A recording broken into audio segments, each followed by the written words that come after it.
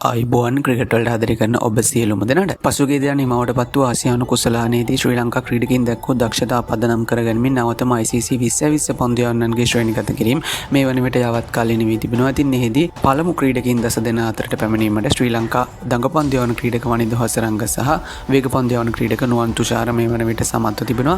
එහිදී වනිදු හසරංග එක් ස්ථානයක් ඉදිරියට පැමිණෙමින් 2020 පන්දුයවන්නන්ගේ ශ්‍රේණිගත කිරීම වල 6 වෙනි ස්ථානයේත් නුවන් තුෂාර එක් ස්ථානයක් ඉදිරියට පැමිණෙමින් 2020 පන්දුයවන්නන්ගේ ශ්‍රේණිගත කිරීම වල 8 වන ස්ථානයටත් පැමිණීමට සමත්ව තිබෙනවා. ඉතින් මීට පෙර වනිදු හසරංග මෙම ලයිස්තුවේ පළමු ස්ථානයේදී හිමි කර ගැනීමට සමත් වූ ක්‍රීඩකයෙක් වීම විශේෂත්වයට කාරණයක් බවට පත්ව තිබෙනවා. ඉතින් ඊට අමතරව මේ දිනවලදී පැවැත්වෙන ICC එක්දින ලෝක කුසලානයේ තවත් තීරණාත්මක තරගයක් ඊයේ දිනේදී පැවැත්වෙනවා. ඒ නවසීලන්ත කණ්ඩායම සමගින් ඉන්දියා කණ්ඩායම අතර.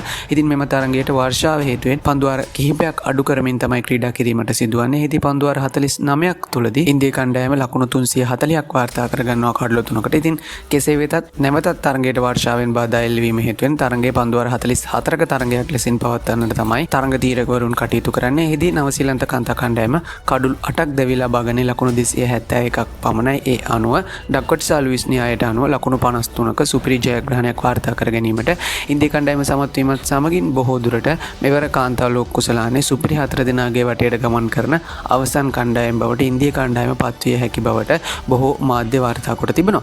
ඉතින් ඊට අමතරව ශ්‍රී ලංකා කාන්තා කණ්ඩායමට වැදගත් තීරණාත්මක තරගයක් අද දිනේදී පැවැත්වීමට නියමිත වී තිබෙනවා. ඒ පාකිස්තාන කාන්තා කණ්ඩායම සහ ශ්‍රී ලංකා කාන්තා කණ්ඩායම අතර මෙම තරගයේ ශ්‍රී ලංකා වේලාවෙන් සවස් 3ට කොළඹ ආර් ප්‍රේමදාස ක්‍රීඩාංගණයේදී පැවැත්වීමට තමයි කටයුතු සූදානම් කොට තිබෙන්නේ. ඉතින් මෙම තරගයේ ජයග්‍රහණය ශ්‍රී ලංකා කාන්තා කණ්ඩායමට අනිවාර්ය එකක් බවට පත්ව තිබෙන්නේ. හොඳ දල ලකුණු ලබා ගැනීමේ වේගයකුත් සමගින්. ඉතින් එහිදී අද තරගයේ පිළිබඳ ලැබෙන කාලගුණ වාර්තා නම් එතරම් හොඳ තත්ත්වයේ නැහැ. ඉතින් බොහෝ දුරට මෙම තරගයේ වර්ෂාව හේතුවෙන් අතහැර දමන්නට සිදු වුණොත් ශ්‍රී ලංකා කාන්තා කණ්ඩායමට ඒ විශාල පාඩුවක් බවට පත් වෙනවා. ඉතින් මෙම තරගයේ ශ්‍රී ලංකා කණ්ඩායමට කෙසේ හෝ ජයග්‍රහණය කිරීමට හැකි වේවයි ශ්‍රී ලංකා ක්‍රිකට් ප්‍රේක්ෂකයන් විදිහට අපි සුබ ප්‍රාර්ථනා ගෙනෙමු. ක්‍රිකට් පිටිය අලුත් වෙන සියලුම තොරතුරු එසෙනින් දැනගන්න අපිව subscribe කරන්න. ඒ වගේම description එකේ තියෙන link එකෙන් ගිහලා අපේ WhatsApp channel එකත් follow කරලා තියාගන්න.